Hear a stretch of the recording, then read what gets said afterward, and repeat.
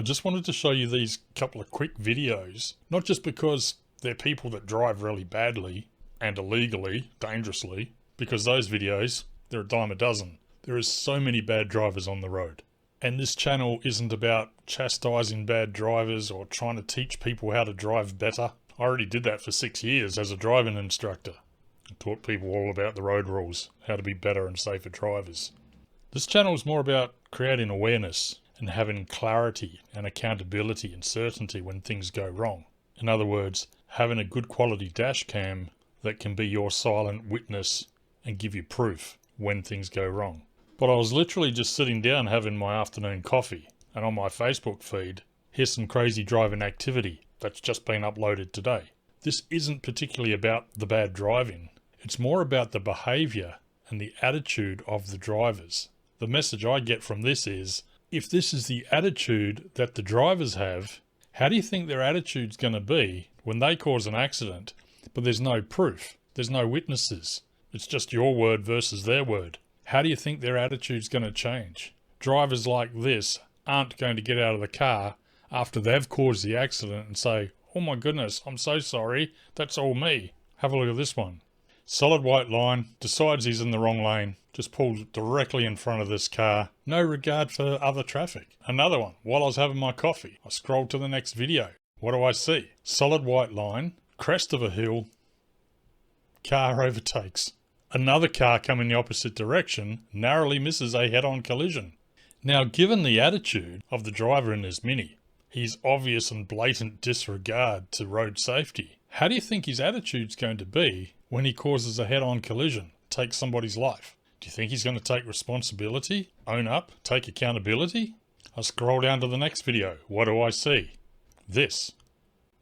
These people are on a road where they're doing 100 k's an hour. Do you think the guy in this silver car doesn't know the road rules? Do you think he doesn't know that he can't overtake in the emergency lane? Of course he knows the rules.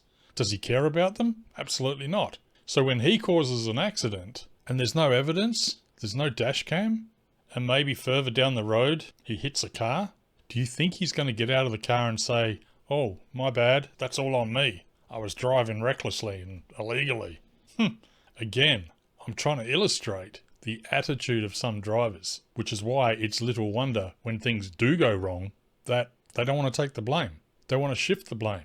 Just like in my own experience. When I was in a horrific crash that's left me permanently disabled, the driver of the car who hit me when I was on my motorcycle, he didn't want to take responsibility. He tried to put the blame on me, said I didn't have lights on.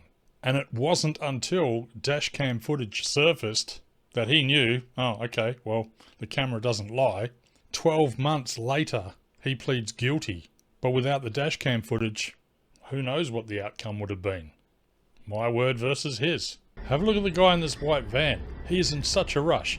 He pulls across into this lane. He doesn't have the space to do that. And then look how closely he's following to the car in front of him. He keeps having to hit the brakes because he's too close. This guy's an absolute menace. This just illustrates the arrogance, the selfishness, the really bad attitude. Here's the actual video that I saw while I was having my coffee, and I thought, I got to say something about this. This was taken on the 11th of January, just a few days ago. The guy driving this car with the dash cam is doing 96, 97 kilometers an hour. Call it 100. The stopping distance at 100 kilometers an hour is about 100 meters. So when he's doing 100 kilometers an hour, you wouldn't expect that this guy would just pull out in front of him. But watch this. He flips him the bird. This just illustrates the attitude of some drivers.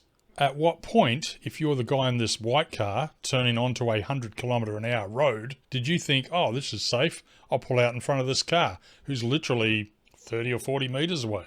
This guy pulls out, doesn't put his foot down, just goes slowly, causing this dashcam driver to have to aggressively brake to avoid hitting him. I would imagine the guy in the dashcam car is on the horn, because people in the comments are like, yeah, how come the audio's turned off? I bet you were on the horn. Well, yeah, wouldn't you be? And by the way, yes, you are allowed to use your horn.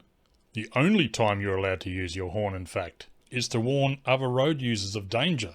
Otherwise, it's an offence to use it. That's what it says in the road rules book. So when the people in the comments are like, well, you were probably on the horn, that's why he flipped you the bird. Well, yeah, in the dashcam owner's defense, he was probably on the horn to warn this guy to get out of his way because he's coming at him at 100 k's an hour. And he just pulls out. This guy's probably on the horn. He winds his window down, flips him the bird.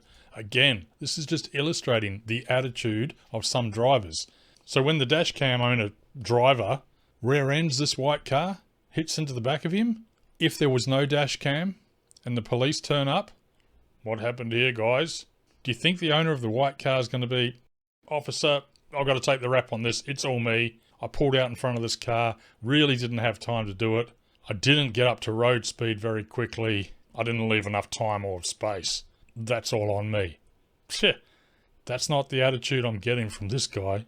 Far from it. Before I even have time to finish my coffee, here's another video. Turning right in a right turning lane at a roundabout. The left lane can also turn right. The car in the left lane decides, hey, I'll use the whole roundabout. As a driving instructor, I would see this every day. Such a common thing. People really struggle with roundabouts.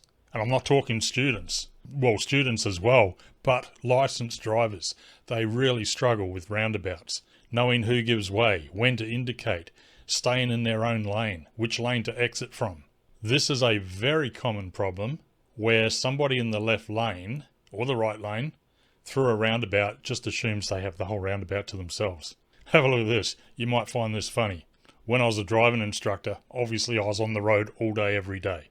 And in my highly visible sign-written driving school car, which kind of says, this is not my first rodeo, I got this, I know how to drive.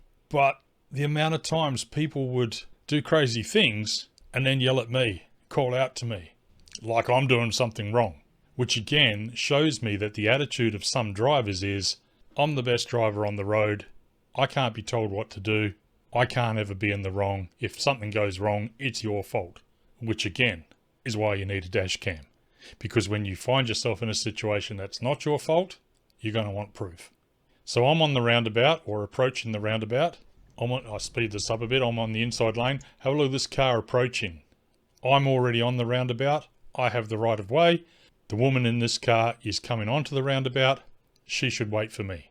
She doesn't. She pulls out in front of me. But get this. I hit the brakes. She winds the window down. She yells out to me, I have the right of way. Yeah, okay, lady. Whatever. This is not to illustrate bad driving because that happens all day, every day. As a driving instructor, I've got hundreds of these sorts of videos that I took on my dash cam. It was an ongoing occurrence and still is, even when I'm out in my private car. But the fact of the matter is I'm in a clearly sign-written car that says I'm a driving instructor. She pulls out in front of me, then calls out to me that she has the right of way. So could you imagine if we had an accident and I didn't have proof? Do you think she's going to get out of the car and say, oh my goodness, sorry, I didn't see you there. I literally just was in a daze and unfortunately pulled out in front of you. My bad. No, because as you can see from the attitude, I'm in the right. I can do nothing wrong. This is your fault. The other positive thing about having a dash cam, you may not ever need the proof for your own accident or situation, but you may be in a position where you can give evidence for somebody else. Have a look at this. This guy's stopping at a red light, pedestrian crossing. That car straight through the red light. The light didn't just turn red. It's been red for a long time. Have a look, it's red. The guy in this white car's approaching a red light. A pedestrian is already on the pedestrian crossing. If that pedestrian was further across the road, this guy could literally have taken him out. Now, if there were no other cars around, no witnesses, nobody to come forward to give proof or evidence of what happened, if it was just this car and just the pedestrian, and the pedestrian was seriously injured or even killed, do you think the guy in the car is going to say, oh, I'm sorry, I went through a red light. That's totally on me.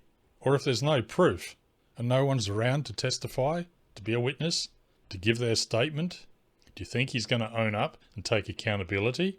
Highly unlikely. In my own case, I didn't have a dash cam. I was on a motorcycle. Fortunately, the car that was driving behind the car that hit me had a dash cam. And it's because of his dashcam footage that there was clarity around my case. We were able to piece together exactly what happened. When people were saying I was speeding, I didn't have my headlight on. All of those stories just got blown out of the water when the actual facts came out. I think the problem is too often we trust the system. We trust other people. We trust fairness. We trust honesty and integrity. We drive around with the attitude of, it will never happen to me. And maybe if it does, well, there'll be witnesses. There'll be evidence. The truth will come out. The other driver, if it's his or her fault, they'll own up. Okay. That's not been my experience as a driving instructor of 6 years and as a road trauma survivor. That's not been my experience. After everything I've seen and been through, I wouldn't drive anywhere without a dash cam. And neither should you.